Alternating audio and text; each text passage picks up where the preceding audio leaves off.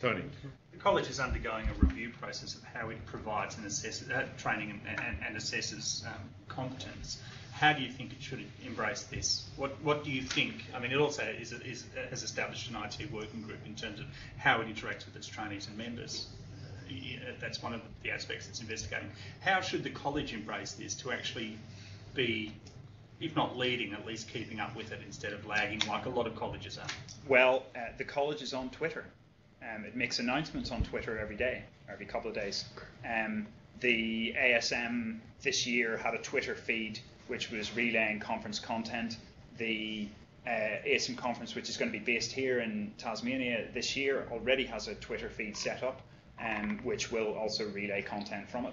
I think this stuff's already being embraced. I think it's by its nature of being a big organisation will lag somewhat behind the standard bearers, but I think it will be embraced. And I think, unlike what you said about, well, you said the US things are more mature, but in actual fact, a lot of the lead in this is being taken by Australian. FASEMs are really prominent in this community. They really are, and I think that will just slowly filter through.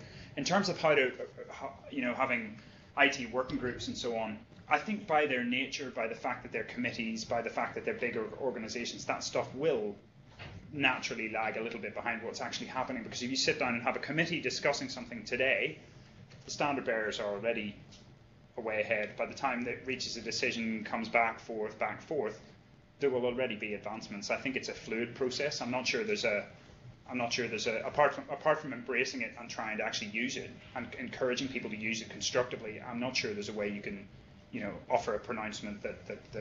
But that's an issue of structure. I mean, yeah, the business of the college is going to go on by a committee or, I don't know, possibly. As we might just get rid of the case, committees and put an idea up and decide it on SurveyMonkey. I'm not sure. Yeah. But in terms of your experience, for instance, where you didn't go down the Tintinelli or the Rosen or the Cameron and Kelly road, you went down the Mike Cadogan road and EM Luddiot, and you did those things. You embraced that.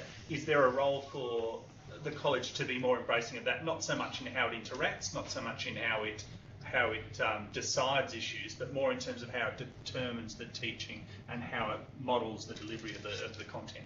Yeah, I guess it's difficult, isn't it? Because the problem is that you're going to, anytime you produce something like, for example, an MCQ, there must be multiple references for a correct answer, and I guess that's the nature of exams like that anyway. There must be a solid resource, and so I guess the only way that it can really be approached is, and I know there are going to be changes in the exams, is to actually change exam structures, and the problem is that moving away from MCQs is difficult because of all the reasons that you know about. But having MCQs, for example, as one aspect of the exam that can somehow incorporate rapidly changing content, I think is really, really difficult. I don't know the answer to that question. If anyone else has a clever idea, then. But I really don't know the answer to that question. In terms of the other stuff, I think it's no different, really. It's not.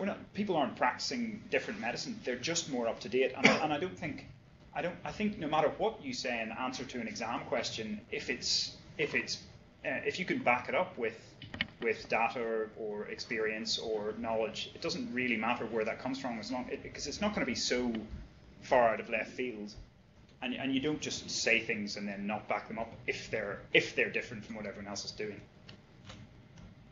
I don't know. I'm not sure what the answer to your question is.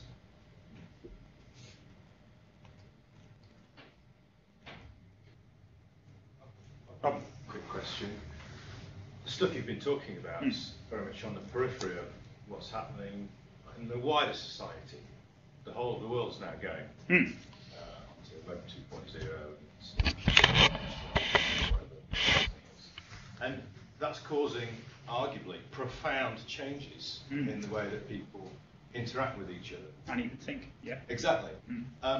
And I was just curious to know, in your preparation for this talk, whether you've had a chance to reflect on that and where that's going and how that might or might not impact on what is essentially very much still a face-to-face business of medicine, and how that might or might not change in the future.